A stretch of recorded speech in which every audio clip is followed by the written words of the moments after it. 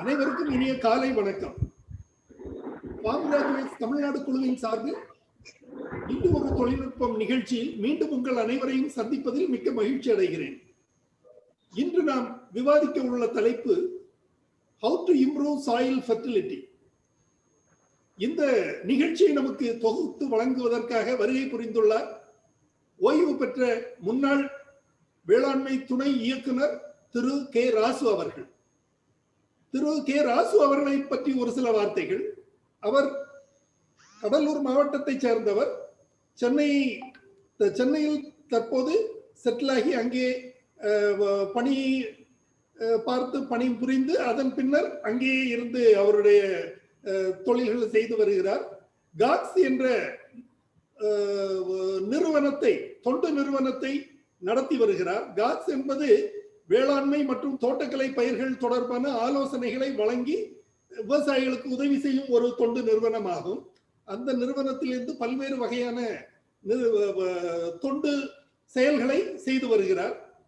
அவர்களை நமது குழுவின் சார்பில் இன்றைய கூட்டத்தில் இந்த தலைப்பு தொடர்பாக தகவல் தெரிவித்து விவாதம் நடத்திட அன்போடு அழைக்கிறேன். மேலும் இந்த தலைப்பை பொறுத்தவரையில் பொதுவாகவே விவசாயத்திற்கு ஆதாரம் என்ன என்று கேட்டால் அது மண்தான். மண்தான் விவசாயத்தின் ஆதாரம். ஆனால் தற்போதைய காலகட்டத்தில் இப்போது மண்ணில்லா விவசாயம் வந்துவிட்டது. இருந்தாலும் கூட விவசாயம் என்பது நம் நாட்டை பொறுத்தவரையில் 90% அல்லது 95% மேல் மண்ணை நம்பித்தான் இருக்கிறது, மண்ணை சார்ந்துதான் இருக்கிறது. எனவே அந்த மண்ணை பராமரிக்க வேண்டியது மிக முக்கியமான கடமையாகும். மண்ணில் பல வகை மண்கள் இருக்கின்றன. இண்டோ கேஞ்சட்டிக் அலூவியல் அப்படின்னு சொல்லுவாங்க. அலூவியம் அதாவது அது இந்த வண்டல் படிகை, ஆற்று படிகைகளில் இருக்கக்கூடிய வண்டல் மண் சார்ந்தது. Lateritic soil, red soil, clay soil, இவ்வாறு பல்வேறு வகையான மண் பிரிவுகள் உள்ளன. ஒவ்வொரு மண் பிரிவுக்கும் ஒரு சில பிரதான குணாதிசயங்கள் இருக்கின்றன.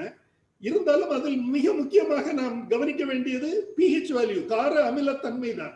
கார அமிலத்தன்மை பயிர்களை வளரவோ வளர விடாமலோ செய்ய வாய்ப்புள்ள ஒரு இது. அவற்றை நாம் நிவர்த்தி செய்வது எப்படி? தென் மண் பரிசோதனை செய்து நம் மண்ணின் தன்மைகளை தெரிந்து கொள்வது எப்படி? அந்த மண் பரிசோதனைக்கு ஏற்ப நாம் எந்த வகை உரங்களை அல்லது மண்ணை மீட்கும் செயலில் எவ்வாறு ஈடுபடுவது என்ற தகவல்கள் எல்லாம் மிக முக்கியமானவை. அவற்றை குறிப்பாக நமது பயிர்களுக்கு தேவையான சத்துக்களில் மிக முக்கியமான சத்துக்கள் என்று 16 சத்துக்களை படம் பிடித்துள்ளார்கள். அதில் மிகவும் மிக முக்கியமான சத்துக்கள் என்று 3 சத்துக்கள் உள்ளன. தலை சத்து, மணிச்சத்து, சாம்பல் சத்து.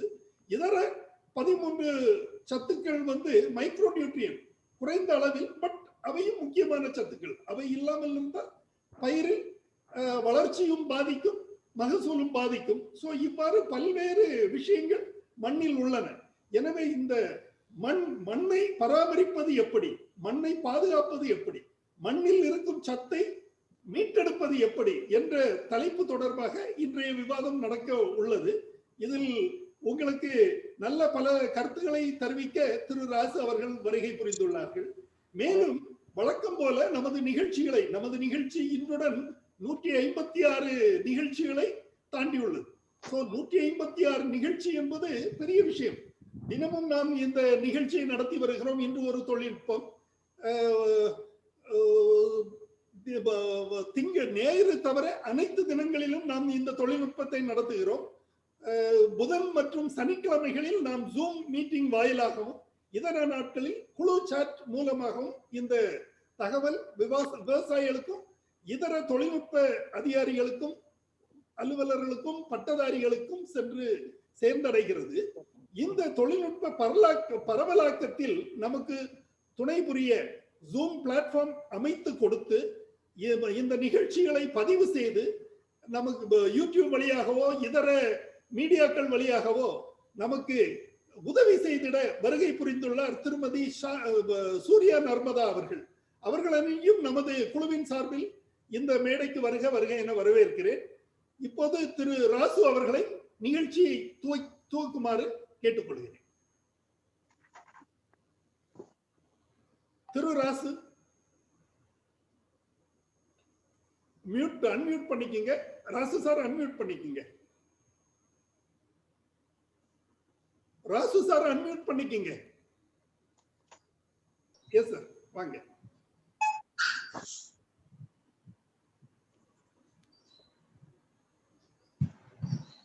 இப்ப கேக்குதா? கேக்குது சார், நல்லா கேக்குது. பேசலாமா? ஸ்டார்ட் பண்ணலாமா? ஆரம்பிச்சிடலாம், தூக்கலாம். ஆமா, உங்க வாய்ஸ் எல்லாம் ரொம்ப லோ வாய்ஸா இருக்கு, என்னன்னு தெரியலையா ஜோ? அப்படியா சார்? சரி சரி. சுத்தமா உங்க வாய்ஸ் எல்லாம் எனக்கு கேட்கவே இல்லை. காலை வணக்கம். இந்த ஒரு சிறிய உரையை துவக்குவதற்கு முன்னதாக என்னுடைய பெற்றோரையும் தாய் மண்ணையும் வணங்கி மகிழ்கின்றேன். இன்றைய கூட்டத்தை நமது ஃபார்ம் கிராஜுவேட்ஸ் பண்ணை பட்டதாரிகள் என்ற தளம் ஒவ்வொரு நாளும் சிறப்பாக ஒரு தொழில்நுட்ப கருத்திற்கு ஏற்பாடு செய்து நடத்தி வருகின்றது. இதனை சிறப்பாக நடத்தி வரும் மரியாதைக்குரிய நண்பர் முன்னாள் வேளாண் உதவி இயக்குனர் திரு ஜோ அவர்களுக்கும், இந்த தளத்திற்கு இதனை ரெக்கார்ட் செய்து அனைவருக்கும் பயன்படும் வகையில் செய்து வரும் மிஸ்ஸஸ் சூரிய நர்மதா பவைஸ் ஃபவுண்டேஷன் நிர்வாக இயக்குனர் அவர்களுக்கும், இன்றைய கூட்டத்திலே கலந்து கொண்டுள்ள அண்ணன் கந்தசாமி அவர்கள், ஆஜா நஜிமுதீன், மற்ற நண்பர்கள் அனைவருக்கும் என்னுடைய மனமார்ந்த நன்றியை தெரிவித்துக் கொண்டு என்னுடைய சிறிய உரையை ஆரம்பிக்கின்றேன். இன்று நமது தொழில்நுட்ப தளத்திலே கொடுக்கப்பட்டுள்ள தலைப்பு How to improve soil fertility. அதாவது மண் வளத்தை மேம்படுத்துவது எவ்வாறு என்பதுதான் இன்றைய தலைப்பு. உலகில் உள்ள அனைத்து ஜீவராசிகளுக்கும் அனைத்து வகையான தாவரங்களுக்கும் அடிப்படையானது மண் என்பது அனைவரும் அறிந்தது. அத்தகைய மண் என்றால் என்ன, மண் வளம் என்றால் என்ன, மண் வளத்தை எவ்வாறு பராமரிப்பது, மண் வளத்தை எப்படி பாதுகாப்பது, அந்த மண் வளத்தை எவ்வாறு நிலைநிறுத்துவது போன்ற விஷயங்களை ஒரு சிறிய இன்றைய நிகழ்ச்சியிலே நாம் காணலாம். அதாவது சாயில் என்று சொன்னால், soil is a mixture of organic matter, minerals, gases, liquids and micro and macro organism.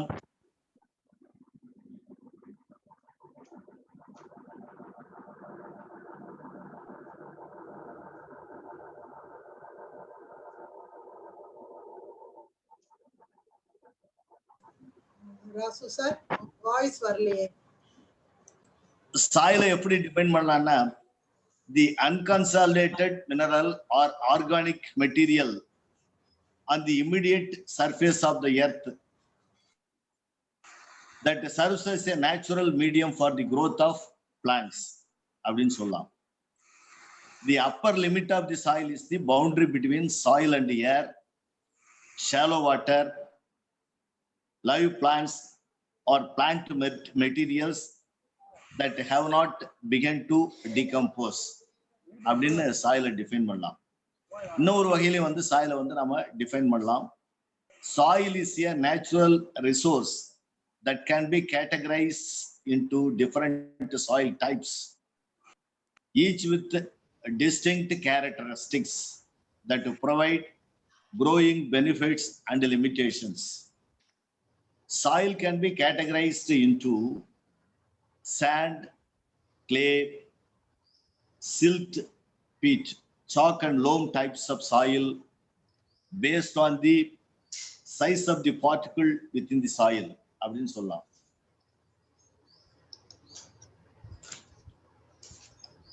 அதாவது soil fertility எப்படி improve பண்றது?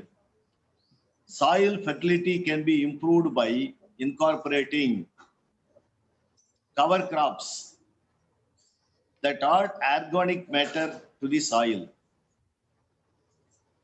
which leads to improved soil structure and promotes a healthy, fertile soil by using green manure or growing legumes to fix nitrogen from the air through the process of biological nitrogen fixation. We can also increase the amount of organic matter. Organic matter என்றது ஒண்ணும் இல்ல. Organic matter என்றது வந்து அதாவது micro organisms எல்லாம் develop ஆகக்கூடிய ஒரு மக்கிய உரம்னு சொல்லலாம். Organic matter in the soil by adding compost. Compost என்றது தொழு உரம். And also used animal manures, green manures, mulches or peat moss, because most soil life and plant roots are located in the top 6 inches of soil.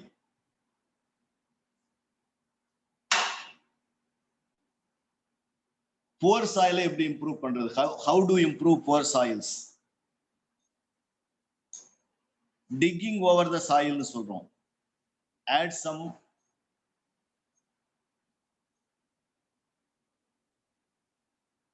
garden compost or bagged compost or well rotted manure. அதாவது poor soil எப்படி improve பண்றது? கொஞ்சம் dig over the soil deeply again to incorporate the organic matter, mixing it into the soil. கொஞ்சம் tick பண்ணிட்டு அதுல வந்து organic மேட்டரை சாயில்ல mix பண்ணணும். To the depth of the spade. Spadeனா மண்வெட்டி. Spade or fork tines. Another way to increase soil organic matter levels is to plant cover crops such as alfalfa, beans, peas. அதாவது leguminous crops னு சொல்றோம். Legumes. Any type of legume. அதாவது pulse crops and legume crops provide some nitrogen to the plant.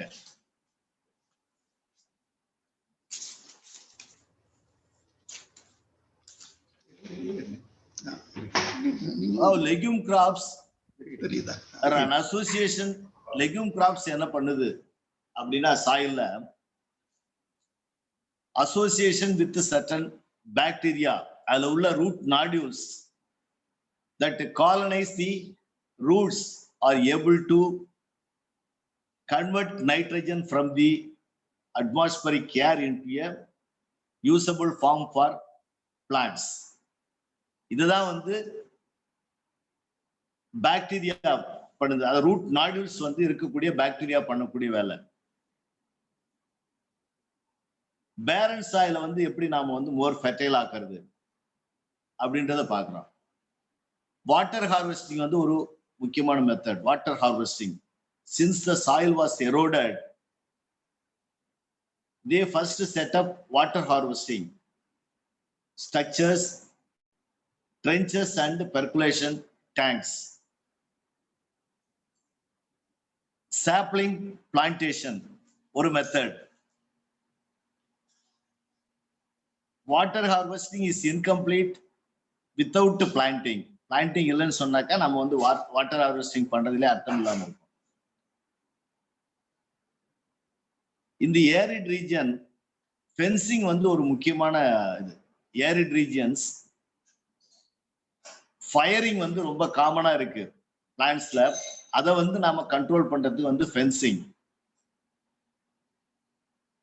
பண்ண வேண்டியிருக்கு. How to measure soil fertility? மண் வளத்தை வந்து நாம எப்படி மெஷர் பண்றதுன்றதை பத்தி கொஞ்சம் பார்க்கலாம்.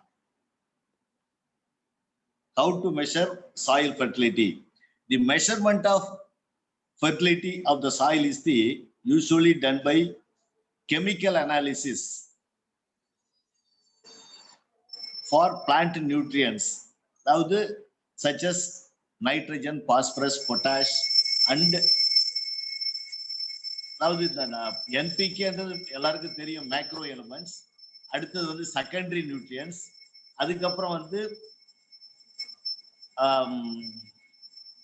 Trace elements. இந்த மாதிரி எல்லாத்தையும் வந்து நம்ம மெஷர் பண்றதுக்கு வந்து soil test analysis, chemical analysis for plant nutrients and trace elements, as well as physical measurements of soil structure. Measuring soil fertility by the biotest method னு ஒரு மெத்தட் இருக்கு. How to determine the fertility status of the soil and nutrient needs of a crop? Sources of plant nutrients include soil reserves, from weathering of rocks, crop residues, as well as organic and inorganic fertilizers. That sound கேட்டுட்டே இருக்கு. Added to the soil during the growing season. In order to make Rasu sir, sorry to disturb. நீங்க பேசும்போதே ஏதோ ஒரு மணி சத்தம் கேட்டுட்டே இருக்கு sir. அதுக்கு இது பண்ணியாச்சு மேடம், நிறுத்தியாச்சு. Okay sir.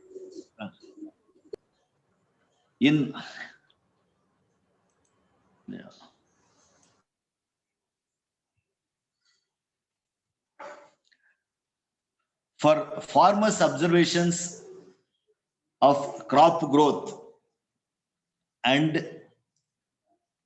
the plentifulness and dominance of the particular weed or grass may show which nutrients are deficient. For example, the weed, striga weed, grows in infertile soils and is suppressed when applying fertilizers. For a more accurate identification and quantification of the nutrients in the soil, tissue and soil tests are necessary.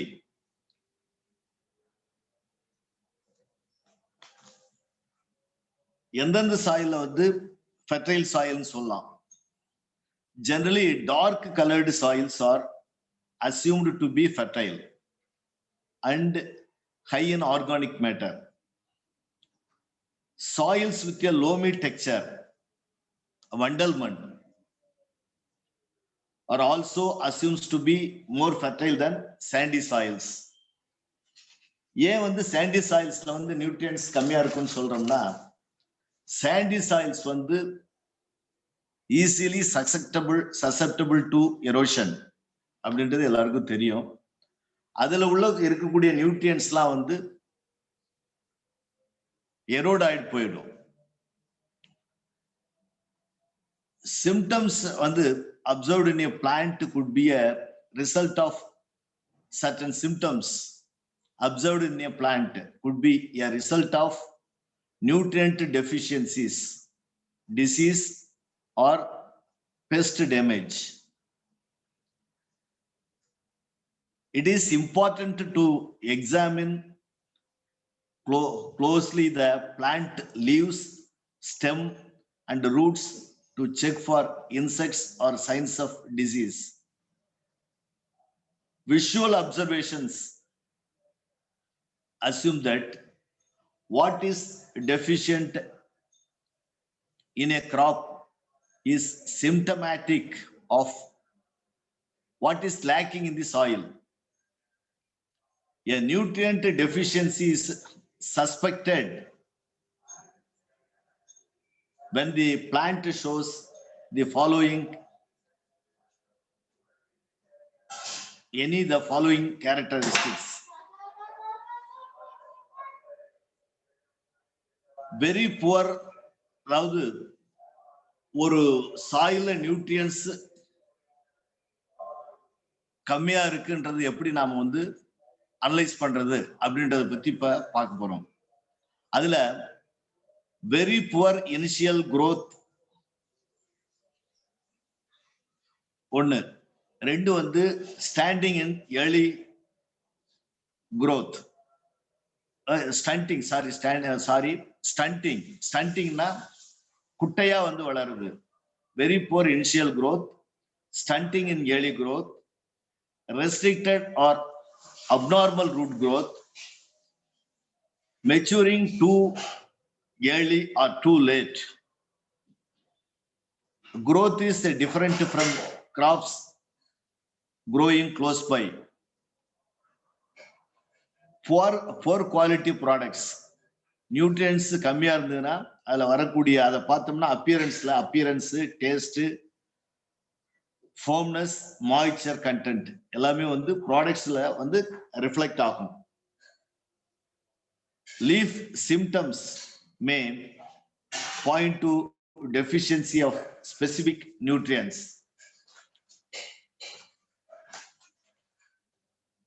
Organic ஃபெர்டிலைசருடைய use பத்தி பார்க்கலாம். Manure, compost, crop residues இதெல்லாம் வந்து நம்ம organic fertilisers சொல்றோம். Manure, compost, crop residues. Crop residues என்பது பயிர் கழிவுகள்னு சொல்றோம். கம்போஸ்ட்ன்றது தொழு உரம்.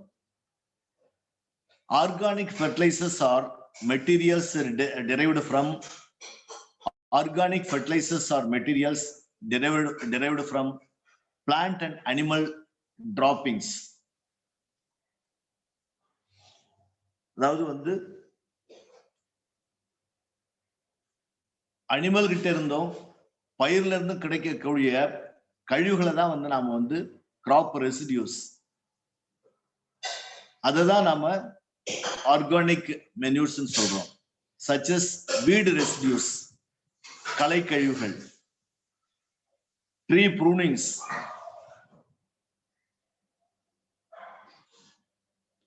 green manure crops, farmyard manure, and other crop residues and others. These are used to fertilize the soil. Also, grazing livestock play an important role in nutrient flow to cropland. Plants contain 3 substances that define their quality as organic fertilizer. முக்கியமா வந்து nitrogen, phenols and lignin.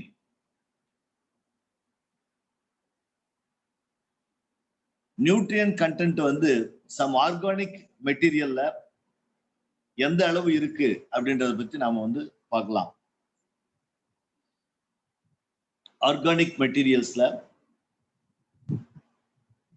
Kaur manure 0.4 to 0.26% nitrogen இருக்கு.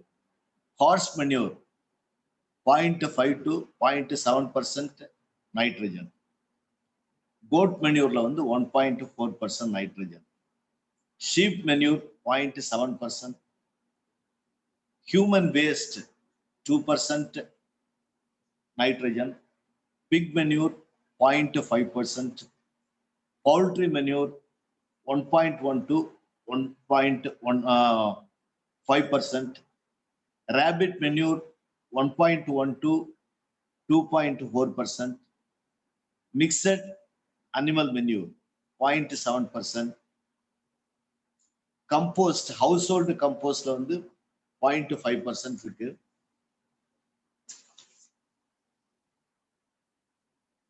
Bean ட்ராஷ்ல வந்து 0.8%, banana ஸ்டாக்ஸ்ல வந்து 0.75%, sugar cane ட்ராஷஸ்ல வந்து 0.47%, banana leaves 1.3%, coffee கஸ்க்ஸ்ல வந்து 1.63%, sweet potato wines அதுல வந்து 1.73%, Napier கிராஸ்ல வந்து பாத்தீங்கன்னா அதிகமா இருக்கு, நைட்ரஜன் வந்து 1.97%. அதே மாதிரி லாண்டனா கமரான்றது வீடு, அந்த வீடுல பாத்தீங்கன்னா 2.5% நைட்ரஜன் இருக்கு.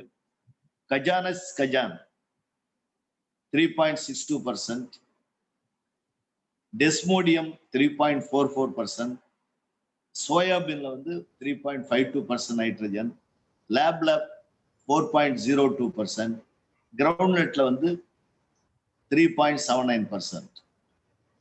இதான் வந்து நைட்ரஜனுடைய அளவு. அடுத்தது வந்து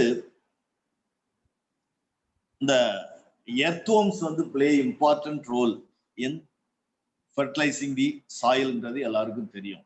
எர்த்வொர்ம்ஸ் soil micro and macro organisms are responsible for the decomposition of organic matter and the formation of humus, and thus essential for a healthy soil. They microorganisms play a key role in the recycling of soil nutrients and greatly improve their availability to plants. Earthworms are particularly important as they feed on dead and decaying materials. After digesting them, excrete nutrient-rich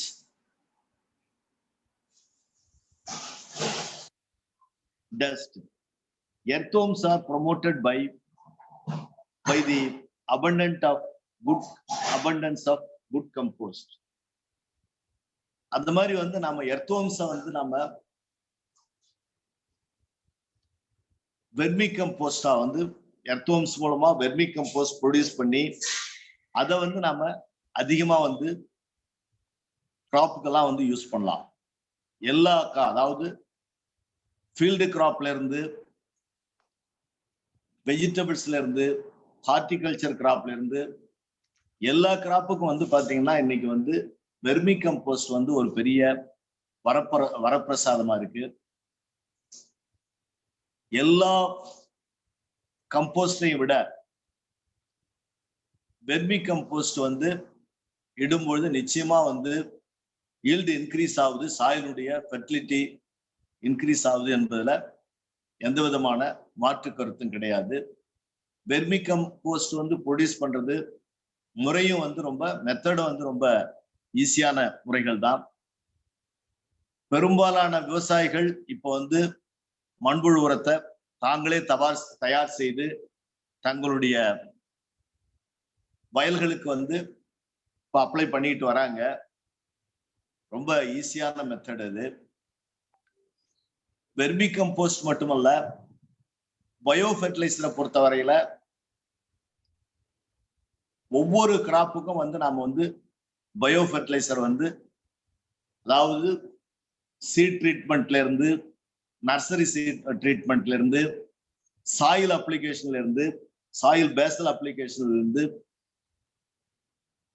bio ஃபெர்டிலைசரை வந்து use பண்றது வந்து ரொம்ப ரொம்ப அவசியம்.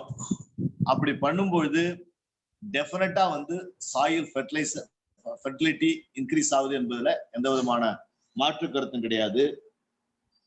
அதே போல ஒவ்வொரு வருஷமும் ஒவ்வொரு சீசன்ல ஏதாவது வந்து பசுந்தாள் உரம், டைன்சா, சன்ஹம் இதெல்லாம் வந்து நாம வந்து சோ பண்ணி அதை வந்து ஃப்ளவரிங் ஸ்டேஜ்ல வந்து நாம வந்து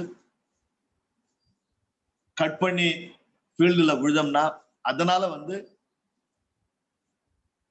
இந்த சாயில்ஸ் வந்து, அதாவது போர் சாயிலா இருந்தாலும் சரி, அல்லது செலைன் அல்கலைன் சாயிலா இருந்தாலும் சரி, அதையும் வந்து நாம வந்து ஒரு ஃபெர்டைல் சாயிலா மாற்ற முடியும்.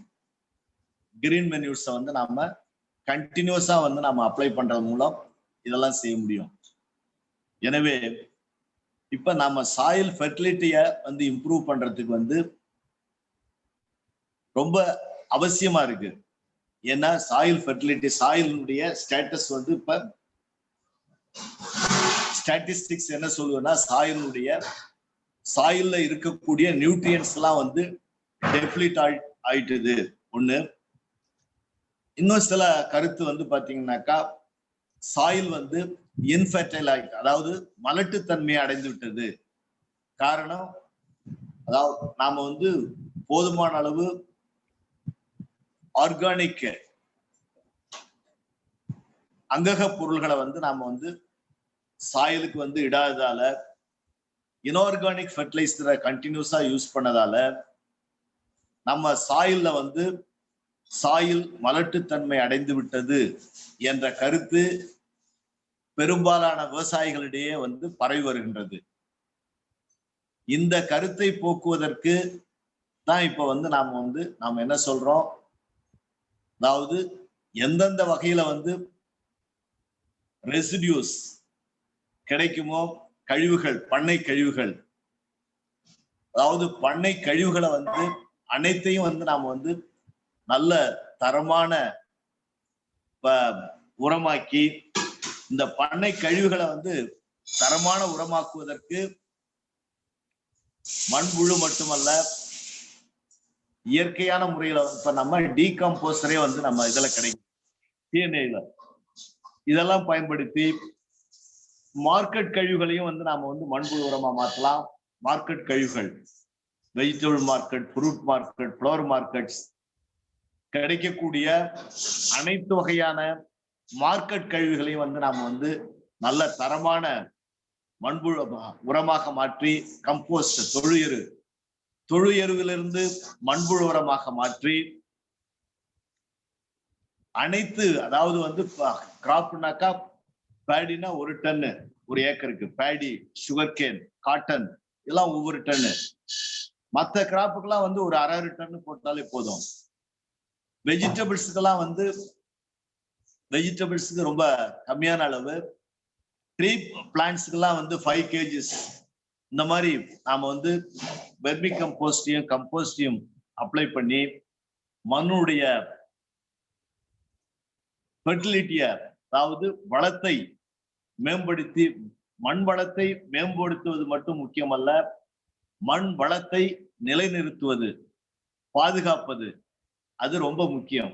அதுக்கு வந்து நாம தொடர்ந்து இன்ஆர்கானிக் ஃபெர்டிலைசரை மட்டுமல்லாமல் ஆர்கானிக் ஃபெர்டிலைசரை அதிகமா, ஆர்கானிக் மென்யூர்ஸை வந்து அதிகமாக உபயோகப்படுத்தி, கிட்டத்தட்ட ஆர்கானிக் மென்யூர்லாம் நம்ம வந்து உபயோகப்படுத்தும் போது ஒரு நிச்சயமாக ஒரு 30% முதல் 40% வரை மகசூல் அதிகமாக கிடைப்பதற்கு வாய்ப்பு இருப்பதால் பயன்படுத்தி அதிக மகசூலை பெற்று நாம் அதிக லாபத்தை பெறும்படி கேட்டு, இந்த வாய்ப்பு கொடுத்த அனைவருக்கும் நன்றி கூறி விடைபெறுகின்றேன். நன்றி, வணக்கம். Thank you Rasu sir. இப்போ நீங்க ராசு சார், இப்போதைக்கு இப்போ நமக்கு ஒரு அருமையான தலைப்பின் கீழ் தகவல்கள் தெரிவித்தாங்க. சொல்லுங்க. இதுல சந்தேகம், இதுல சார் சொன்னதுல ஏற்படும் சந்தேகங்களுக்கு வினாக்கள் நாம் கேட்டு தெரிந்து கொள்ளலாம். அனைவரையும் கேள்வி கேட்க அழைக்கிறேன்.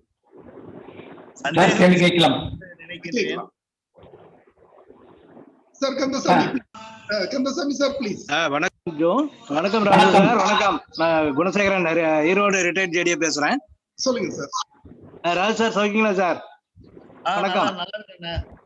Very good, very good. நீங்க வந்து மெமரபிள் மொமெண்ட்ஸ் நான் உங்களோட ஷேர் பண்ணிக்க விரும்புறேன். ஈரோடுக்கு வந்தீங்க, மெய்ஸ் பண்ணலாம் போய் பார்த்து ஞாபகம் இருக்கு உங்களுக்கு? ஞாபகம் இருக்கு. Very good, very good, very good. Thank you. இப்ப நீங்க அந்த ஐபிஎம் குரூப் தேங்க்யூ. சரி, இப்ப வந்து நம்ம ரொம்ப அருமையான ஒரு பிரசன்டேஷன் கொடுத்துருக்கீங்க, மிக்க நன்றி. இப்போ அதில் ஒரு சில பாயிண்ட்ஸ் வந்து நான் வந்து ஆட் பண்ணலாம் நான் நினைக்கிறேன். இப்போ நம்ம சாயில் வந்து மெயினாக வந்து வெட்லேண்ட்ஸு, கார்டன் லேண்டு, ரெயின்ஃபீல்டு, ட்ரைலேண்ட்ஸு. இப்போ 3 விதமாக வந்து 3 சாயில் பற்றிட்டு ஒவ்வொருமா வந்து நம்ம என்ஹான்ஸ் பண்ணலாம். இப்போ பார்த்தீங்கன்னா இந்த மெயினாக வந்து இன்டர்கிராப்பிங் வந்து வெரி பெஸ்ட்டு நான் நினைக்கிறேன். உதாரணமாக மஞ்சள் எல்லாம் ஈரோட பார்த்தீங்கன்னா மஞ்சளுக்கு கொஞ்சம் சவுண்டா வாய்ஸ் ரொம்ப லோ வாய்ஸா இருக்கு, என்னன்னு தெரியல. அப்படியா சார்? ஆமா இப்ப கொஞ்சம் கேட்கன்னு பாருங்க சார். இப்ப கேக்குதா? கொஞ்சம் பரவாயில்ல இப்ப. Okay sir. ஈரோட்ல மஞ்சளுக்கு வந்து அவுரி சாயம். ஆமா ஆமாண்ணா. அவுரி சாயம் வந்து மஞ்சளுக்கு வந்து அவுரி சாயம் வந்து போடுவாங்க. அது இன்டர்கிராப்பா போடும்போது சேடாவும் இருக்கும், அதே சமயத்துல சாயில் ஃபெர்டிலிட்டி என்ஹான்ஸ் பண்ணும். பாத்தீங்கன்னாக்கா ஓவரா வந்து வாட்டர் வந்து ஃபெர்டிகேட் பண்ணி காளிங்கராயன் வாய்க்கால் வந்து தண்ணி நிறைய பாயும். அதே மாதிரி எல்பிபி வரக்கூடிய வெட்டிங் வந்து ஓவர் வெட்டிங்கா இருக்கும்போது அந்த இன்டர்கிராப் போடும்போது அவுரி போடும்போது அது டீப் ரூட்டடா இருக்கனால அது வாட்டர் நிறைய எவாபரேட் பண்ணி அந்த கிராப்பை வந்து இது வில்ட்ல இருந்து காப்பாற்றுது. அது ஒன்று. அது மட்டும் இல்லாம சாயில் ஃபெர்டிலிட்டி வந்து என்ரிச் பண்ணுது. அதே மாதிரி பாத்தீங்கன்னாக்கா இப்ப நம்ம வேஸ்ட் நிறைய அர்பன் வேஸ்ட் நிறைய வெஜிடபிள் வேஸ்ட் உழவர் சந்தையில பாத்தீங்கன்னா நிறைய கும்பி வைக்கிறாங்க. பூரா கொண்டு போய் குப்பைகளை கூழாங்கனை கொண்டு போய் டம்ப் பண்ணி எரிய விட்டுட்டு இருக்காங்க. அதெல்லாம் வந்து நம்ம அர்பன் வேஸ்ட்டை கரெக்டா பக்காவா டீகம்போஸ் பண்ணாக்கா நம்மளுடைய ரிக்யர்மெண்ட் இப்போ இன்னைக்கு காம்பவுண்ட் கம்போஸ்ட் கிடைக்காத வந்து ஈடுகட்ட முடியும்னு நான் நினைக்கிறேன். அதுக்கு ஒரு நல்ல ப்ராஜெக்ட்லாம் வந்து அரசாங்கம் போட்டு கொடுத்தாங்கன்னா நல்லா இருக்கும். அர்பன் கம்போஸ்ட் எப்படி எரிச்சு பொல்யூஷனை வந்து அதிகப்படுத்திதான் இப்போ போய்கிட்டு இருக்கு.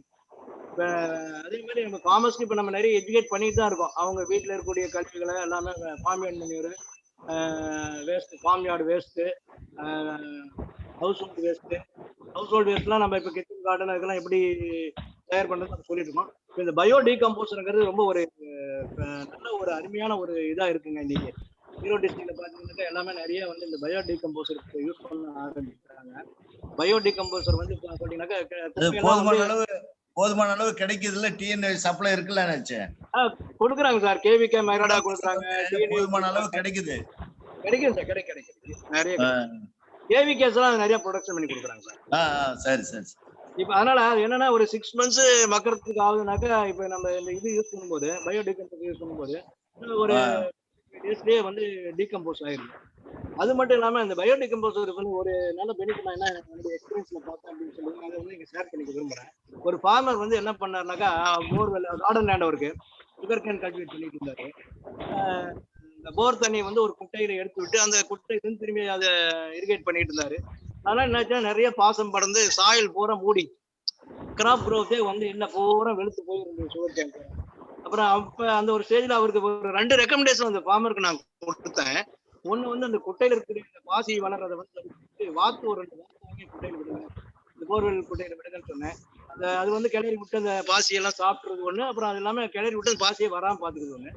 அப்புறம் பயோ டீகம்போசர் வந்து இது பண்ணி ஃபர்மெண்ட் பண்ணி அது வந்து ஒரு பாட்டில்ல போட்டு இரிகேஷன் சேனல்ல ஒவ்வொரு டிராப்பா போற மாதிரி பண்ணுங்க அப்படின்னு சொல்லி சொன்னேன். அப்படி பண்ணும்போது என்ன ஆகுதுனாக்கா சாயில் பிகம் ஒண்டர்ஃபுல்லி இது.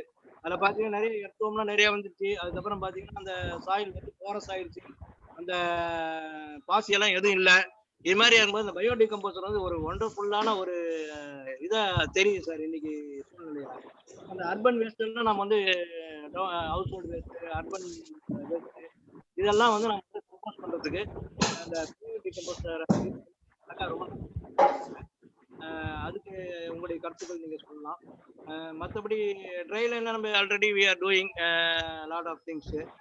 அதே மாதிரி கிராப் வந்து சிங்கிள் கிராப்டா இல்லாம 3 விதமான இந்த ஸ்டேக்கிங் மெத்தட்ல டீப் ரூட்டட் டீ கிராப்ஸ், அதுக்கப்புறம் மீடியம் ரூட்டடு, அப்புறம் சேலோ ரூட்டட் கிராப்ஸ், இது மாதிரியான பேசிக்ஸ்ல நம்ம ஆல்ரெடி நம்ம சொல்லிட்டு அக்ரிகல்ச்சர் சில்விபாய்ச்சர் சொல்லும்போது அது மாதிரியான மெத்தட்ஸ்ல வந்து ட்ரைலைன்ல ஃபாலோ பண்ணோம்னாக்கா நமக்கு ஏதோ ஒரு கிராப் வரும். இப்போ மாதிரி அது மாதிரியான மெத்தடாலஜிஸ் எல்லாம் நம்ம வந்து அடாப்ட் பண்ணலாம். தட் சாயில் ஃபெர்டிலிட்டி என்ஹான்ஸ் பண்றது இல்லாம வாட்டர் ஹோல்டிங் கெப்பாசிட்டியை நமக்கு அதிகப்படுத்துது நான் நினைக்கிறேன்.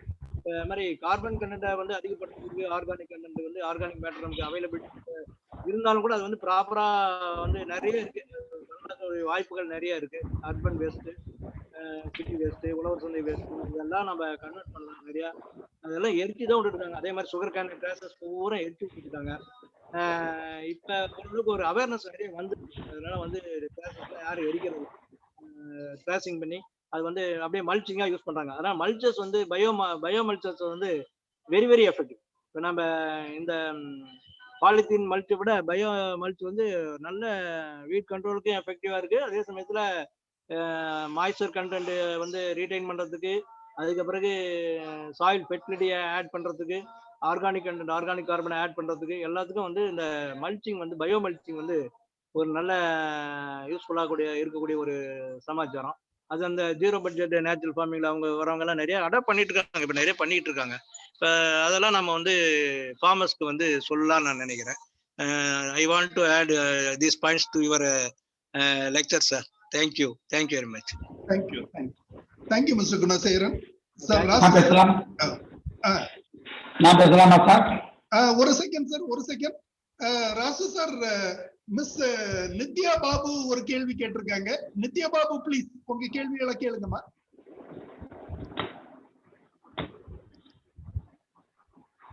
Miss Nithya Babu. Good morning. சொல்லுங்க நித்யா பாபு.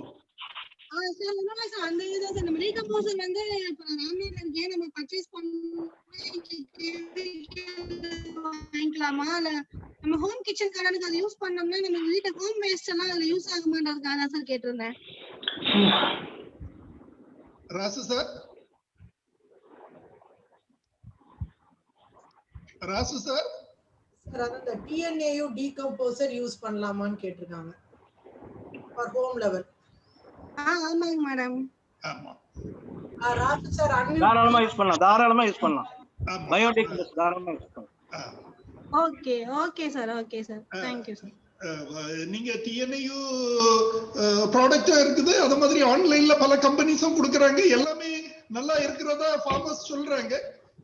வீட்டு உபயோகத்துக்கு நாம அதை யூஸ் பண்ணிக்கலாம்.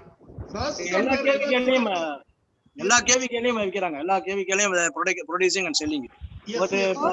ஆமா, ஒரு பாட்டில் வந்து 20 ரூபா தான், 20 rupees. Okay sir. Thank you sir. Thank you. இப்போ நம்ம கந்தசாமி சார் ஓகே கேள்விகளை கேட்கலாம். Okay sir. Yes sir. Sir அனைவருக்கும் வணக்கம். பேச்சு கேக்குதுங்களா? கேக்குது சார். வணக்கம். அனைவருக்கும் வணக்கம். திரு ராசு சார் அவர்கள் மிகவும் அருமையாக how to improve soil fertility, மண் வளத்தை மேன்மைப்படுத்துவது எப்படி என்று அருமையான கருத்துக்களை அவருக்கே உரிய பாணியிலே மிகவும் எடுப்பான உடையிலே துடிப்பான கருத்துக்களை கூறியதற்கு மிக்க மிக்க நன்றி. கடந்த 60 ஆண்டுகளாக நமது விவசாய சிபார்சுகளை நாம் பார்த்தேனால் அரசாங்கம் இது போன்ற சிபார்சுகளை அன்றாடம் காலையிலிருந்து இரவு வரை ரேடியோ மூலியமாகவோ களப்பணியாளர்கள் மூலியமாகவோ இவை அனைத்தும் சொல்லிக் கொண்டுதான் இருக்கின்றார்கள். குறிப்பாக சொல்ல போனால் கிரீன் ரெவல்யூஷன் பசுமை புரட்சி திட்டத்தின் கீழ் புது விஞ்ஞான கண்டுபிடிக்கப்பட்டு அதுவும் குறிப்பாக மண்வள மேம்பாட்டுக்காக ரசாயன உரங்கள், பூச்சி மருந்துகள், களைக்கொல்லிகள் இவைகளெல்லாம் அறிமுகப்படுத்தப்பட்டு விவசாயிகளுக்கு சிபார்சு செய்திருக்கின்றார்கள் நமது வேளாண்மை விஞ்ஞானிகள். கண்டுபிடிக்கப்பட்ட பொருட்களின் மீது எந்த தவறும் இல்லை. ஆனால் இந்த கண்டுபிடிக்கப்பட்ட பொருட்கள் சரியான முறையில் உழவர்கள் தங்களது பூமியிலே நிலத்திலே பயன்பாடு செய்திருக்கின்றார்களா என்று கேட்டால் யாருமே அதை கண்டுகொள்வதே இல்லை. திரு ராஜு அவர்கள் கூட இன்று மண் எப்படி மேம்படுத்தலாம் என்று சொல்கிறார் தவிர இதுவரை அவரே கூறுகிறார் மண் மலட்டுத்தன்மையாகிவிட்டது என்று. அது சொல்பவர்கள் மண்ணை மலட்டுத்தன்மை செய்துவிட்டு அவரே மண் மலடாகிவிட்டது என்று சொல்கிறார்கள். ஒரு கொலைகாரன் கொலை செய்துவிட்டு நான் கொலை செய்து விட்டேன் என்ன செய்வது என்று கேட்பது போல இருக்கிறது. அதற்குத்தான் இதற்கு சிபாரிசு செய்து கொண்டிருக்கின்றார்கள். என்னை கேட்டால் அடுத்த தலைப்பு திரு ராஜ் அவர்கள் how to save polluted soil into fertile soil என்றுதான் தலைப்பு கொடுத்து அதன்படி பேச வேண்டும். 190% நீங்களே சொல்லிவிட்டீர்கள் மனத்தன்மையோடு இருக்கிறது. எப்பொழுதும் போல இந்த சிபாரிசு செய்து கொண்டாயிருந்தால் ஒரு பக்கம் இந்த சிபாரிசு தனியாகத்தான் இருக்கும். ஆனால் உண்மையிலேயே வேளாண்மை நிலத்திலே விவசாயம் செய்து கொண்டிருக்கின்ற உழவர்கள் தவறு செய்து கொண்டே இருக்கின்றார்கள். அந்த தவறை தட்டி கேட்கவோ அவரை திருத்தவோ அவர்கள் மூளையை நேர்படுத்தவோ யாருமே எந்த ஒரு நடவடிக்கையும் எடுப்பதே இல்லை. விஞ்ஞான கண்டுபிடிகள் மிக மிக சிறப்பாக இருக்கிறது. அந்த சிறப்பான கண்டுபிடிப்புகளை பாழ்படுத்துவதை வேடிக்கை பார்த்துக் கொண்டிருக்கின்றார்கள். இங்கே இருக்கின்ற விஞ்ஞானிகளாகட்டும் அரசாங்க உயர் அதிகாரிகளாகட்டும் மிக மிக உயர்ந்த பதவிகள் கூட இந்த தவறுகளை பொருட்படுத்துவதே இல்லை.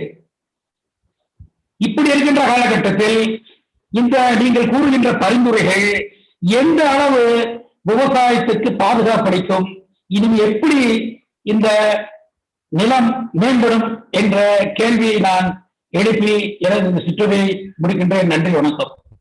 நன்றி சார். இப்போ ராசு சார் சொல்றது நான் ஒரு சின்ன கருத்துக்களை சொல்றேன்.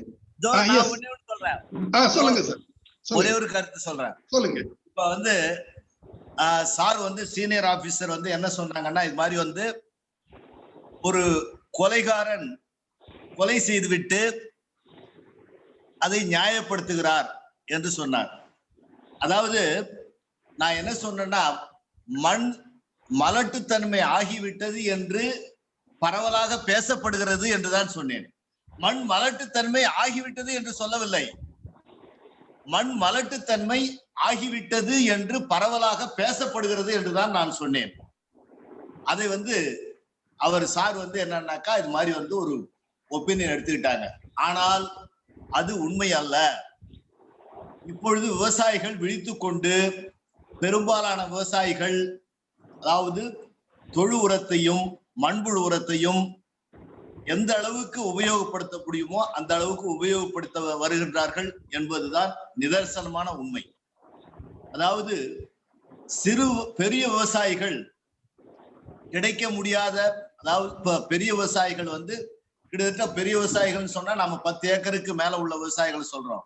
அந்த விவசாயிகள் ஆர்கானிக் மென்யூர்ஸ் கிடைக்க முடியாத பட்சத்துல அவங்க இன்ஆர்கானிக் மென்யூர். ஆனா இப்ப பெரும்பாலான சிறு விவசாயிகள் அதிக அளவு இந்த ஆர்கானிக் மென்யூர்ஸை உபயோகப்படுத்துறாங்கன்றதுதான் உண்மை.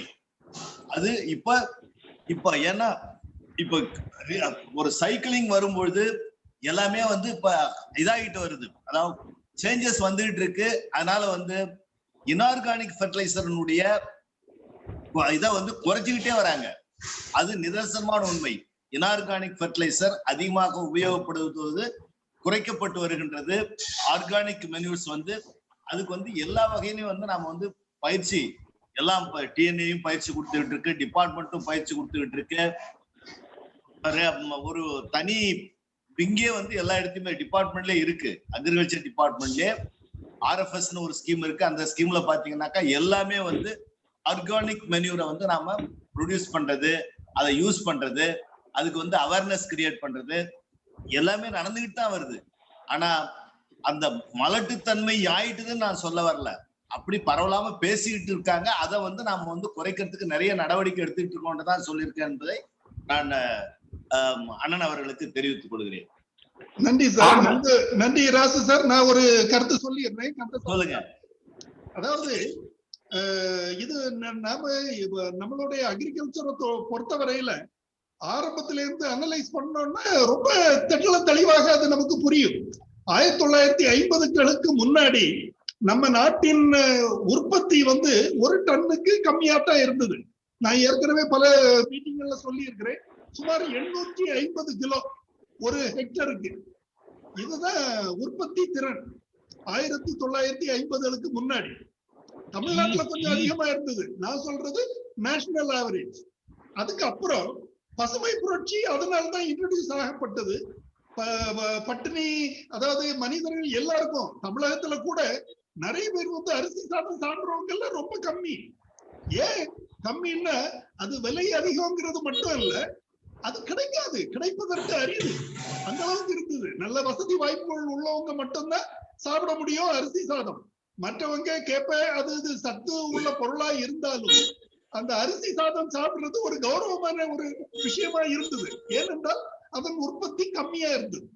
சோ இது கந்தசாமி அண்ணனுக்கு அவர் என்னோட சீனியர், அதனால அவருக்கு கண்டிப்பா தெரிஞ்சிருக்கும். சோ இந்த ஒரு சூழ்நிலையில தான் நாம வந்து பசுமை புரட்சியை கொண்டு வந்தோம். பசுமை புரட்சி கொண்டு வந்ததன் மூலம் ஆராய்ச்சி நிலையங்கள் உருவாக்கப்பட்டன, மாநிலங்கள் அளவுல அக்ரிகல்ச்சர் யூனிவர்சிட்டி கொண்டு வரப்பட்டன, ஆராய்ச்சிகள் கூடவே இந்த ரசாயன உரங்கள் இன்ட்ரோடியூஸ் பண்ணப்பட்டன, பெஸ்டிசைடு எல்லாமே வந்தது. அதன் விளைவாக நல்ல புதிய ரகங்கள், ஒட்டு ரகங்கள், உயர் விளைச்சல் ரகங்கள் எல்லாமே வந்துடுச்சு. நாம நல்ல மகசூல் பெற்றுக்கிட்டு இருக்கிறோம். இன்றைக்கு ஒரு ஹெக்டர்ல 10 டன் அளவுக்கு நெல் உற்பத்தி செய்யற அளவுக்கு நாம முன்னேறி இருக்கிறோம். அதனால நாம வந்து பழைய இதெல்லாம் மறந்துட முடியாது. எந்த ஒரு சூழ்நிலையில இந்த உற்பத்தி தன்னிறைவு அடைய வேண்டும் என்ற இலக்கோடு செயல்பட்டோம்ங்கிறதுக்காக நான் இதை சொல்றேன். ஆனால் எப்பவுமே ஒரு நிலத்துல இருந்து நாம பயிர் சாகுபடி செய்யும் போது என்ற ஒரு புது நிலமா இருந்தா கூட, ஒரு புதிதாக பயிர் சாகுபடி செய்யும் போது முதல் ஆண்டு நல்ல மகசூல் கிடைக்கும், 2வது ஆண்டு பரவாயில்லாம இருக்கும், 3 ஆண்டுகள் நல்லா இருக்கும். அதுக்கு பிறகு நாம உரம்னா ரசாயனம் மட்டும்தான் இல்ல, மற்ற இயற்கை உரமாவது நாம போட்டாதான் அதுல மகசூல் கிடைக்கும். நாம வந்து உரம் நிலத்துக்கு இடுவது மிக முக்கியமான விஷயம். அதுல வந்து நம்ம விவசாயிகள் நிறைய பேர் அதை சரியா செய்யல. அதாவது ரசாயன உரம் அதனால வந்தது. ரசாயன உரம் வந்த பிறகு என்ன பண்ணாங்கன்னா, ரசாயன உரத்தை முதல்ல போடுறதுக்கு தயக்கம் காமிச்சாங்க. அதுல அந்த யூரியாவெல்லாம் போடும்போது என்னுடைய சீனியர்ஸ் டிபார்ட்மெண்ட்ல சொல்லுவாங்க, நாங்க வந்து யூரியாவை போடுங்கன்னு சொன்ன போட்டுக்கிட்டு அந்த யூரியா போட்ட நிலத்துல உள்ள வைக்கோல சாப்பிட்ட மாடு அப்படி படுத்து கிடக்குது, சாகிற மாதிரி கிடக்குது, இப்படி எல்லாம் நிறைய கம்ப்ளைண்ட்ஸ் வரும். அதனால யூரியா கூட போட மாட்டாங்க. அப்போ அந்த சமயத்துல நமக்கு உற்பத்தியை நாம அதிகரிக்க வேண்டும் என்ற சூழல்ல டிபார்ட்மெண்ட் வலுக்கட்டாயமாக விவசாயிகளை அவங்கள யூரியாவெல்லாம் பயன்படுத்துறதுக்கு, ரசாயன உரங்களை பயன்படுத்துறதுக்கு ஊக்குவிச்சாங்க. ஊக்குவித்ததன் அடிப்படையில் மகசூல் அதிகரித்தது. மகசூல் அதிகரித்து நல்ல பலனை அடைந்து விட்டோம். இப்போது தன்னிறைவு அடைந்து விட்டோம். இப்போது வந்து நமக்கு வந்து ஆரோக்கியமான உணவை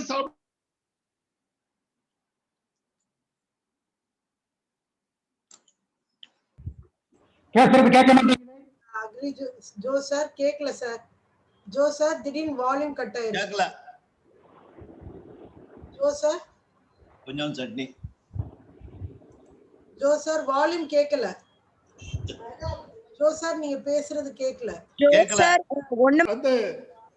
அந்த சூழ்நிலையில தான் பழைய உற்பத்தி திறன் ரொம்ப மோசமா இருந்த சூழ்நிலையில தான் நாம வந்து இந்த ரசாயன உரங்களை கொண்டு வர வேண்டிய ஒரு சூழ்நிலை ஏற்பட்டது.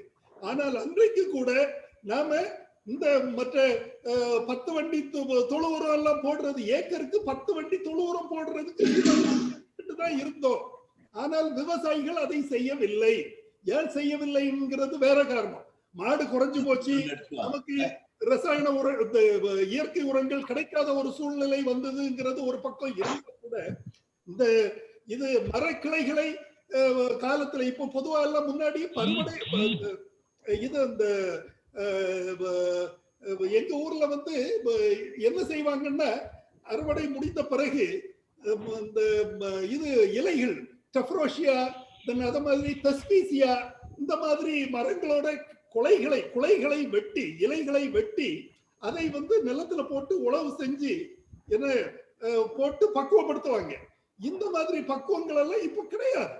இப்ப அது இல்லாததுனாலதான் நம்ம மண் வளம் குறைந்ததே ஒழிய நாம ரசாயன உரத்தை போட்டதுனால குறைந்ததுன்னு சொல்றது முழுசா ஏத்துக்க முடியாது.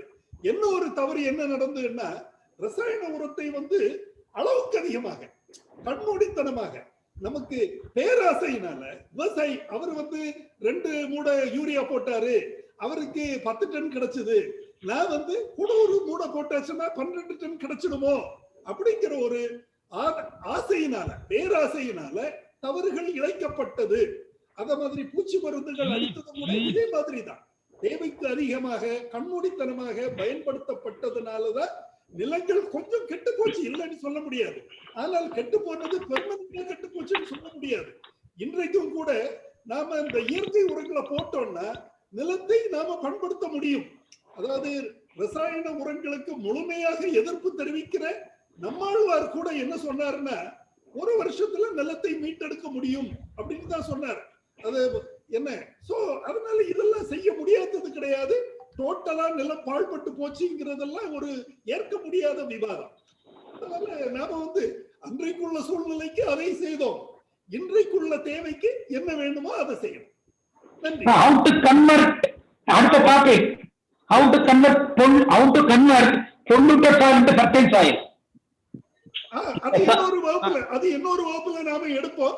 பட் அதுக்கு நான் சொன்ன மாதிரி இதுதான், இலைத்தலைகளை ரசாயன உரங்களுக்கு மாற்றாக இலைத்தலைகள், தென் தொழு உரம், மக்கிய தொழு உரம், வெர்மி கம்போஸ்ட் சொல்றோம், உயிர் உரங்கள் சொல்றோம், என்னெல்லாமோ இருக்கு. தொழில்நுட்பங்கள் எங்கேயோ போயிடுச்சு. நமது துறை, வேளாண்மை துறை ஓரளவுக்கு மேபி நீங்க நம்ம வாட்ஸ்அப் குரூப்ல சில கருத்துக்கள் சொல்ற மாதிரி வேளாண்மை துறை தேய்ந்து கொண்டே போகிறது. அதுல இல்லைன்னு சொல்ல மாற்று கருத்து இல்லை, உண்மை. நான் அதுல இருந்ததுனால, அந்த துறையில பணியாற்றினால அதை முழுமையா என்னால ஏற்றுக்கொள்ள முடியும். ஆனால் அந்த விவசாயம் தொழில்நுட்பம் எல்லாம் எதுவுமே கெட்டு போகல, வீணாகவில்லை. நிலத்தை இன்றும் சரி செய்ய முடியும். இப்போது அந்த விவசாயிகள், குறிப்பாக இந்த கொரோனா தொற்று காலத்தில் எல்லோரும் ஆரோக்கிய உணவு சாப்பிடுற ஒரு அக்கறை எல்லோருக்கும் வந்துடுச்சு. மாடி தோட்டங்கள் பிரபலம் ஆகின்றன. கண்டிப்பாக விரைவில் நம் நாடு மீண்டும் பழைய நிலைக்கு செல்லும் என்ற நம்பிக்கையோடு அமைகிறேன். வணக்கம். நன்றி. கன்சாமி அண்ணா கேட்டதுக்கு, கன்சாமி சார் கேட்டதுக்கு ஒரு சில பாயிண்ட்ஸ் நான் ஆட் பண்ண நினைக்கிறேன். விவசாயிகள் உண்மையாலுமே அப்பாவிகள் ஜோ, அதுதான் உண்மை. சொல்ல போனாக்கா விவசாயிங்க அவங்க நிலத்தை கெடுத்துட்டாங்க. சார் ஒரு கேள்வி சார், ஒரு நிமிஷம். நீங்க சொன்னீங்க அப்பாவிகள், அந்த அப்பாவிக்கு எந்த டாக்டர் கிட்ட போகணும்னு தெரியுது, எந்த வக்கீல் கிட்ட போகணும்னு தெரியுது, எந்த என்ஜினியர் கிட்ட போய் வீடு கட்டணும்னு தெரியுது. ஆனா விவசாயத்தை மாத்த யாருக்கிட்ட போய் கேட்கணும் செய்ய தெரியுமா? இவங்க அப்பாவிகள். அதாவது அப்பாவி நான் ஏற்றுக்க முடியாது. அதுவும் சார் எக்ஸம்ஷன்ஸ் இருக்கு. எக்ஸம்ஷன்ஸ்ங்கிறது கொஞ்சம் இருக்கு. அது நீங்க சொல்றது எல்லா விவசாயிகளும் அப்படின்னு சொல்ல முடியாது. நம்ம எல்லா விவசாயிகளும் நம்ம அது மாதிரி சொல்ல முடியாது. ஒரு சில விவரம் தெரிஞ்ச விவசாயிகள் இருக்காங்க, விவரம் தெரிஞ்சவங்க இருக்காங்க. எல்லா கேட்டகரிலையும், எல்லா கேட்டகரி ஆஃப் பீப்புள்லயும் அது இருக்காங்க. நாட் ஒன்லி எனக்கு ஒரே ஒரு விவசாயி சொன்னீங்க சார். நான் சொல்லிடுறேன் சார், அப்புறமேட்டு நீங்க இன்டர்வியூ பண்ணுங்க சார். ஓகே.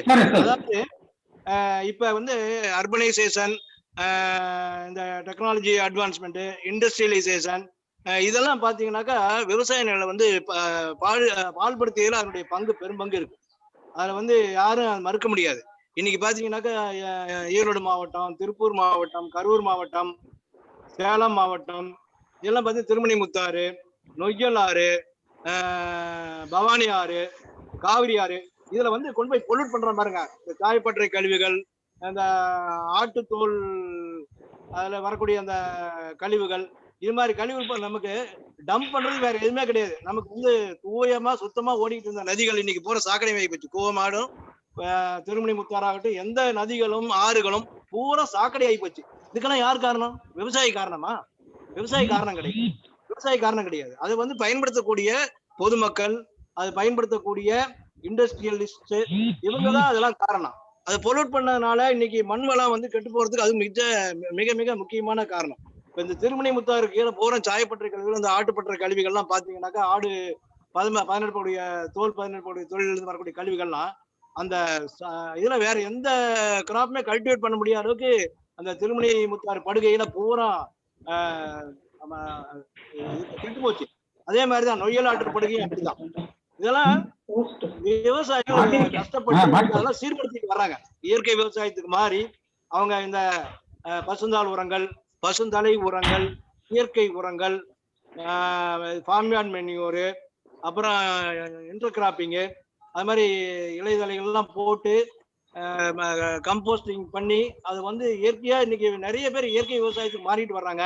அதுல வந்து மாறுபட்ட கருத்துக்கள் எதுவும் கிடையாது. உற்பத்தியும் அதிக அளவுல அடைஞ்சிட்டு வர்றாங்க. ஜோ சொன்னாமல இன்னைக்கு டெக்னாலஜி அட்வான்ஸ்மெண்ட்ங்கிறது வந்து மற்ற துறைகள்ல இருக்கும்போது இருக்கக்கூடிய யூட்டிலைசேஷன் பார்க்கும்போது நம்ம அக்ரிகல்ச்சர் டிபார்ட்மெண்ட்ல இன்னும் நம்ம அந்த அளவுக்கு ரீச் ஆகல. டெக்னாலஜி அட்வான்ஸ்மெண்ட் நிறைய இருந்தாலும் கூட இன்னும் நம்ம வந்து அதிக அளவுக்கு நம்ம பயன்பாட்டுக்கு இன்னும் வரல. ஒரு செல்போன் யூஸ் பண்ற அளவுக்கு மற்ற அக்ரிகல்ச்சர் டிபார்ட்மெண்ட் இன்னைக்கு பாத்தீங்கன்னா செல்போன்லாம் எடுத்துக்கிட்டீங்கன்னா எல்லாரும் வச்சிருக்காங்க. யாரு வேணா வச்சிருக்காங்க. ஒரு கடைக்கோடி மக்கள் கூட வச்சிருக்கிறாங்க. ஆனா அக்ரிகல்ச்சர் செக்டர்ல அது மாதிரி இன்னும் வந்து டெக்னாலஜி அட்வான்ஸ் எவ்வளவோ இருந்தாலும் கூட விவசாயிகள் முழுமையாக பயன்பாட்டு கொண்டு வரல. அது காலத்தின் கட்டாயம் பண்ணிதான் ஆகணும். இப்ப என்ன சர்வீஸ்ல இருக்கீங்களா? ஆமா, இல்ல நான் ரிட்டையர் ஆயிட்டேன். ஜஸ்ட் நவ ரிட்டையர்ட். ஒரு 1 வருஷம் ஆகுது. 1 வருஷம். சரி சரி. ஆமாங்க. Okay.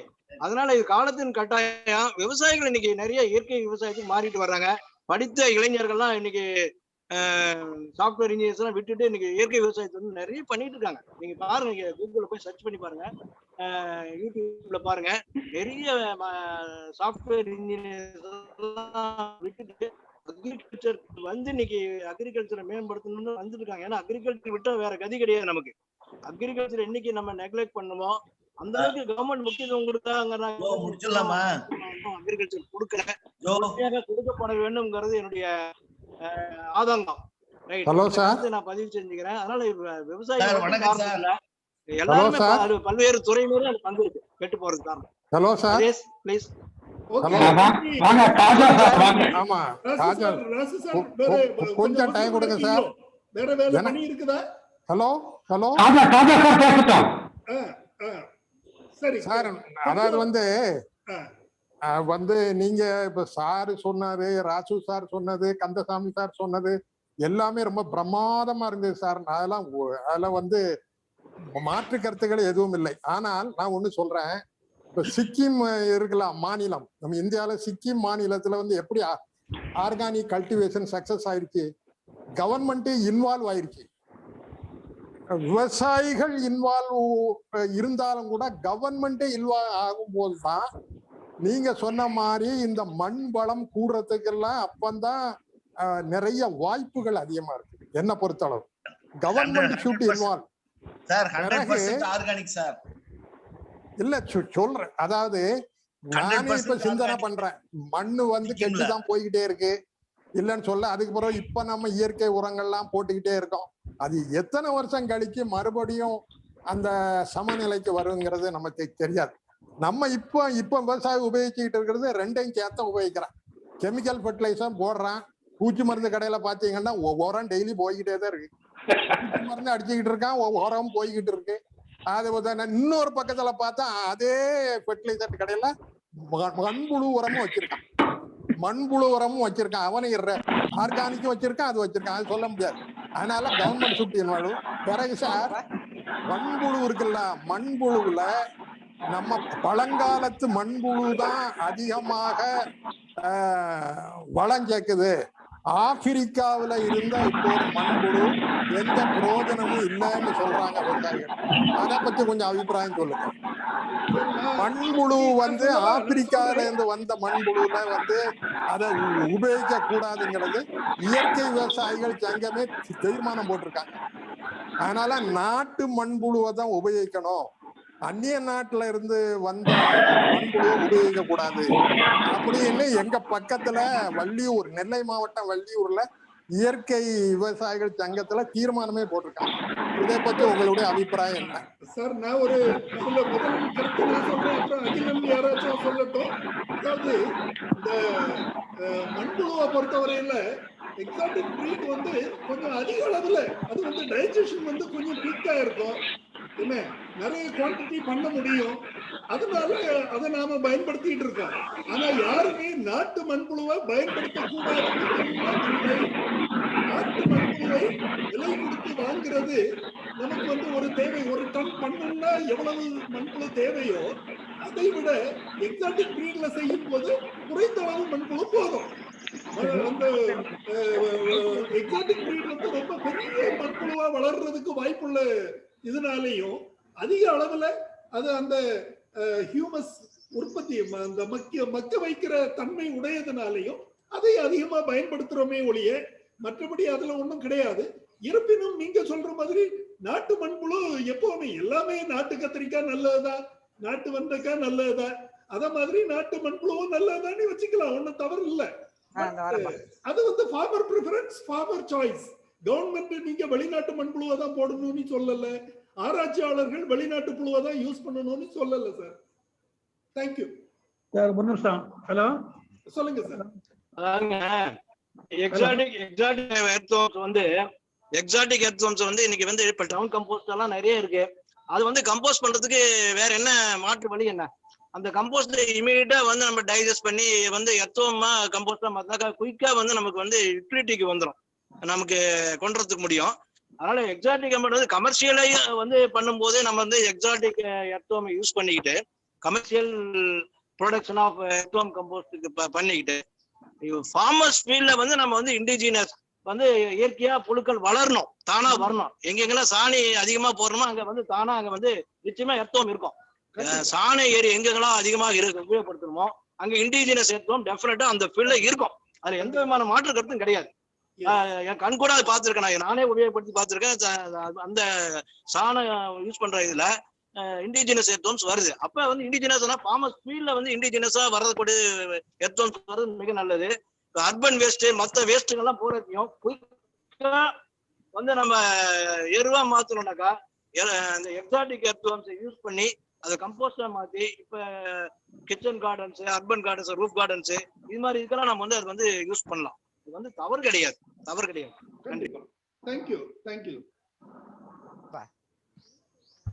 Hello hello hello sir, சொல்லுங்க சார், சொல்லுங்க. அதாவது ஃபார்மர்ஸ் வந்து ஒரு ஹேபிட் என்னன்னா, வெட்லேண்ட்ல வந்து டேங்க் சில்க் அடிக்கிற ஒரு பழக்கம் இருந்துச்சு. தெரியுமா தெரியல, டேங்க் சில்க் அடிப்பாங்க. அப்போ வந்து ஒரு காலத்துல ஒரு 40 வருஷம் முன்னாடி இந்த ஊர்க்காரங்களே அதை வந்து பிரிச்சு கொடுத்து உனக்கு இத்தனை வண்டி அத்தனை வண்டி சொல்லி கொடுத்து அனுப்புவாங்க. அதனால 2 அட்வான்டேஜ். ஒண்ணு வந்து டேங்க் கொஞ்சம் ட்ரீட்மெண்ட் பண்ண மாதிரி ஆயிடும், அடுத்து அப்பப்போ சில்கை கிளியர் பண்றதுனால ஃபார்மர்ஸுக்கு வந்து சாய் இம்ப்ரூவ் ஆகும். அது ஒரு கேரக்டர். இப்போ டோட்டலா விட்டுட்டாங்க, டோட்டலாவே பிடபிள்யூ டிபார்ட்மெண்ட்ல கொஞ்சம் எடுக்கிறது இல்லை, லெஃப்ட் இட். அது என்ன காரணம் நமக்கு தெரியல, அது அனதர் ஏரியா, அப்படின்னு போக வேண்டாம்.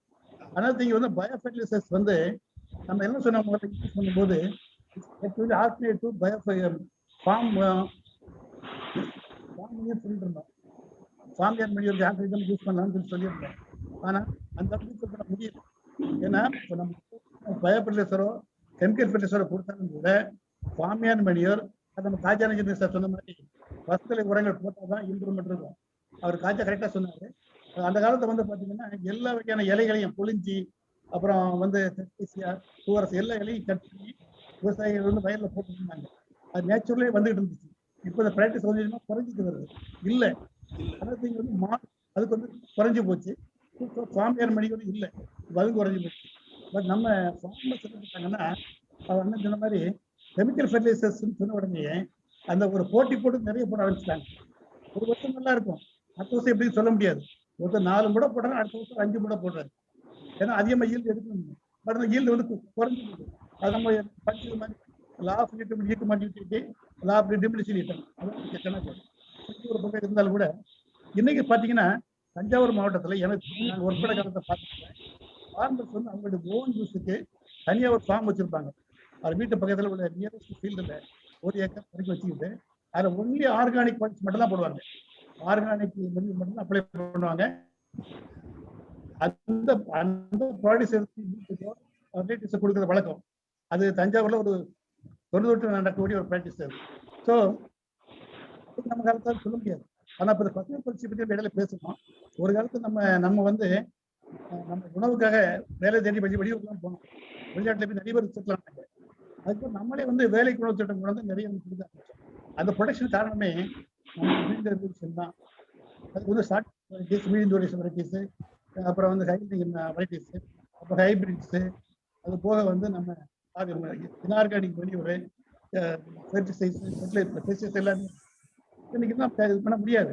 அன்னைக்கு ஜோ கரெக்டாக சொன்னாரு, பிஃபோர் இண்டிபெண்டன்ஸ் நம்மளுடைய ப்ரொடக்ஷன் வந்து 855 கிலோ ஒரு ஏக்கர் தான். இன்னைக்கு என்ன ப்ரொடக்ஷன் வச்சு பாருங்க, முடியாது. அது இல்லாமல் கெமிக்கல் இல்லாமல் முடியாது. பட் நம்ம என்ன பண்ணோம்னா நாட் ஒன்லி கெமிக்கல் மேஜர் பார்த்தீங்கன்னா நிறைய கார்பரேஷன்ல வந்து வெறுமை கம்போஸ்ட் அவங்களே ப்ரொடியூஸ் பண்றாங்க. வெஜிடபிள் வேஸ்ட் கிடக்கிற பூரா கலெக்ட் பண்ணி அவங்க ஒரு வெறுமை கம்போஸ்ட் சென்டரை ஆரம்பிச்சு நல்லா பண்ணிட்டு இருக்காங்க. அந்த மாதிரி நம்ம கார்பரேஷன், முனிசிபல், பஞ்சாயத்து இவங்கெல்லாம் என்கரேஜ் பண்ண மாதிரி செய்யலாம். நம்ம தெரிஞ்ச சேர்மனா பஞ்சாயத்து தான் கூட இதை கொஞ்சம் கொண்டு வர சொல்லலாம். இதெல்லாம் இந்த சின்ன சின்ன கருத்துக்கள். Okay sir, thank you. Thank you sir, thank you. Sir நான் ஒரு பாயிண்ட் மட்டும் சொல்லிக்கிறேன் சார். சார் அந்த சாயில் வந்து அந்த கெடுறதுக்கு ஃபெர்டிலைசரோட இப்ப வந்து மேஜர் சோர்ஸ் வந்து வீடிசைட்ஸ் தான் நினைக்கிறேன் சார். வீடிசைட்ஸ் வந்து இப்ப லேபர் ப்ராப்ளம்னால எக்கச்சக்கமா யூஸ் பண்றாங்க சார். ஆர்கானிக் பண்ணணும்னு நினைக்கிறவங்க கூட அந்த களை எடுக்கிறக்கு ஆள் கிடைக்கலன்னு சொல்லிட்டு எல்லாம் கிளைஃபாசைட் இல்ல ஏதாவது ஒரு வீடிசைடு, செலக்டிவ் வீடிசைடு, அது வந்து ஒரு மேஜர் சோர்ஸ் சார். அது வந்து பெரிய பிரச்சனையாகும். உங்களுக்கு அதுக்கு ஆல்டர்னேட்டிவ் வந்து நம்ம லேபர் அவைலபிலிட்டி கிடைக்கணும், இல்ல மெக்கனைசேஷன் எல்லாம் பண்ணணும் சார். அது ரெண்டு லேபர் அத பண்றதுக்கு நம்ம இன்னொரு டிஸ்கஷன் வைக்கலாம். கம்பெனிஸ்க்கு அவங்க நல்ல நிழல்ல உட்கார்ந்து ஒரு நாளைக்கு 500 ரூபாய் சம்பாத்தியம் பண்ணிட்டு வந்துடுறாங்க. சார் சுருக்கமா சொல்ல போனா, தவறான விவசாயம் எப்படி செய்யாம இருக்கணுங்கிறத பிளான் பண்ணணும். சரியான விவசாயம் செய்வதற்கு என்னென்ன வழிமுறைகளும் அதை கண்டுபிடிக்க வேண்டும். ஒரு சிபாரிசு செஞ்சோம்னா 100% அதை யாரும் ஃபாலோ பண்றது, அது தவிர்க்கப்பட வேண்டும். 100% என்ன விஞ்ஞானம் சொல்லுதோ, என்ன அரசாங்கம் சிபாரிசு செய்தோ அதை வந்து சின்சியரா விவசாயி ஃபீல்டு லெவலில் செய்யற அளவுக்கு நம்ம கொண்டு வந்தாதான் இந்த விஞ்ஞான கண்டுபிடித்ததற்கு ஒரு மதிப்பளித்ததாகும். இல்லைன்னா இந்த தவறுகள் தொடர்ந்து நடந்து கொண்டேதான் இருக்கும். நம்மளே கூட அவர் ஏன் வந்தாரு, அவர் வந்து எனக்கு தெரிஞ்சு 10-15 வருஷம் சொல்லிட்டு இருக்காரு. ஆனா அத்தனை வருஷமும் அவர் இந்த தவறான விவசாயத்தை பார்த்து சகிக்க முடியாம ஒரு இயக்கத்தை ஆரம்பிச்சார். அவரு இயற்கை வேளாண் தான் இனி பெஸ்ட், ரசாயன எதுவுமே வேண்டாம் அப்படின்னு டோட்டலா வந்து இப்படி போக சொல்லி அவர் வந்து இது புது இயக்கம் ஆரம்பிச்சாரு. அதுக்கப்புறமா இந்த ஆர்கானிக் அக்ரிகல்ச்சர்ங்கிற ஒரு பேச்ச பல லட்சக்கணக்கான மக்கள் இப்போது பேசப்பட்டு வருகிறது. எனவே தவறான விவசாயம் நடைபெறக்கூடாது. அதற்கு என்ன வழிவகைகள், அதுக்கு வந்து கண்டுபிடிச்சா விவசாயம் நிச்சயமாக செழுமையாக செயல்படும் என்பதை ஆணித்தரமாக சொல்கின்றேன். நன்றி. Thank you sir, thank you. வேற ஏதாச்சும் கருத்துக்கள் தெரிவிக்க வேண்டியது இருக்கா? நம்ம வந்து ரன் அவுட் ஆஃப் டைம். இப்போ ஒரு 1.5 மணி நேரம் ஆயிடுச்சு. ஸோ நமது நிகழ்ச்சியை நிறைவு செய்யலாம்னு நினைக்கிறேன். இன்னும் முக்கியமான கருத்துக்கள் ஏதாவது இருப்பின் பகிர்ந்துக்கலாம், அல்லது நாம முடிச்சுக்கலாம். அதாவது இப்ப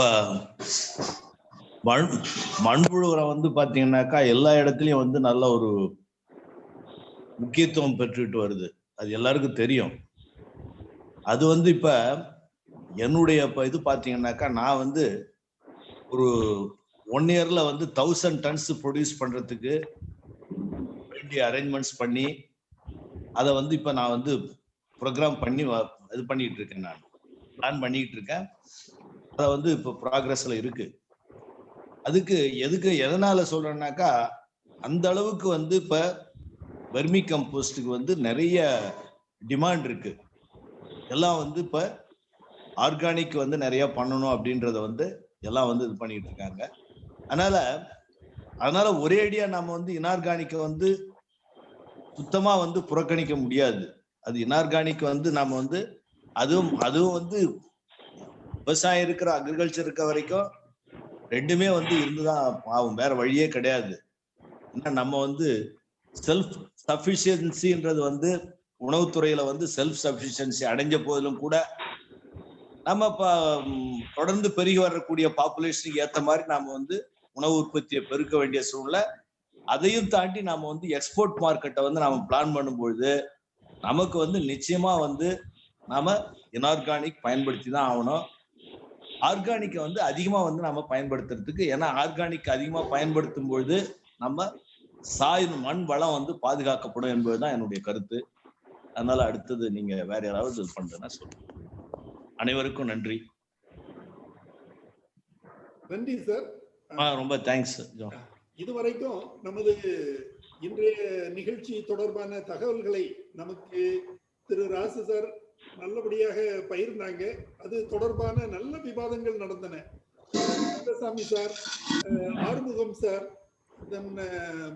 இவங்க அகிலன் சார், நம்ம இவரு Erode JDA retired JDA Gunasekaran sir எல்லாருமே அருமையான அரிய கருத்துக்களை நிறைய முன்வைத்தாங்க. அவங்களுடைய அனுபவத்தையும் பகிர்ந்து கொண்டாங்க. அருமையான நிகழ்ச்சி, நல்லபடியான நிகழ்ச்சி, நல்ல ஹெல்தி விவாதங்கள் நல்லபடியாக நடைபெற்றன. இன்றைய நிகழ்ச்சிக்கு எல்லாருக்கும் நான் எனது பாராட்டுகளையும் நன்றியையும் தெரிவித்துக் கொள்கிறேன். அனைத்து உறுப்பினர்களும் இன்றைக்கு நல்ல பார்ட்டிசிபேஷனும் இருந்து சுமார் 15 பேர் இருந்தாங்க. இப்போ கொஞ்சம் குறைய ஆரம்பிச்சிடுச்சு. ஸோ நல்லபடியாக நடைபெற்றது. இந்த நிகழ்ச்சியில் கலந்து கொண்ட மற்றும் பங்களிப்பு வழங்கிய அனைத்து நண்பர்களுக்கும் நமது குழுவின் சார்பில் எனது நன்றியை தெரிவித்துக் கொள்கிறேன். மேலும் இந்த ஜூம் மேடை நமக்கு அமைத்து கொடுத்து இந்த நிகழ்ச்சியை நல்லபடியாக அவங்களும் ஒவ்வொரு நிகழ்ச்சியிலையும் நான் எவ்வளவு நேரம் இருக்கணும், என்னை விட ஒரு 10 நிமிஷம் கூடுதலா தான் அவங்க இருக்க வேண்டியது இருக்கு. அவங்க இருந்து இந்த நிகழ்ச்சி நான் ஆரம்பிக்கிறதுக்கு முன்னாடி அவங்க வந்து உட்கார்ந்து ஜூம் பிளாட்ஃபார்மை அரேஞ்ச் பண்ணிட்டு இனி இது முடிச்ச பிறகு கூடவே இருந்து அதை ரெக்கார்டிங் பண்ணி கொடுக்கறதுக்கு கொவைஸ் நிறுவன செயல் அதிகாரி திருமதி சூரிய நர்மதா இருக்கிறாங்க. அவங்களே நமது குழுவின் சார்பில் எனது வணக்கத்தினையும் நன்றியையும் தெரிவித்துக் கொள்கிறேன். இன்னொரு நிகழ்ச்சியில் விரைவில் சந்திப்போம். நன்றி, வணக்கம். அடுத்த நிகழ்ச்சி அக்மார்க்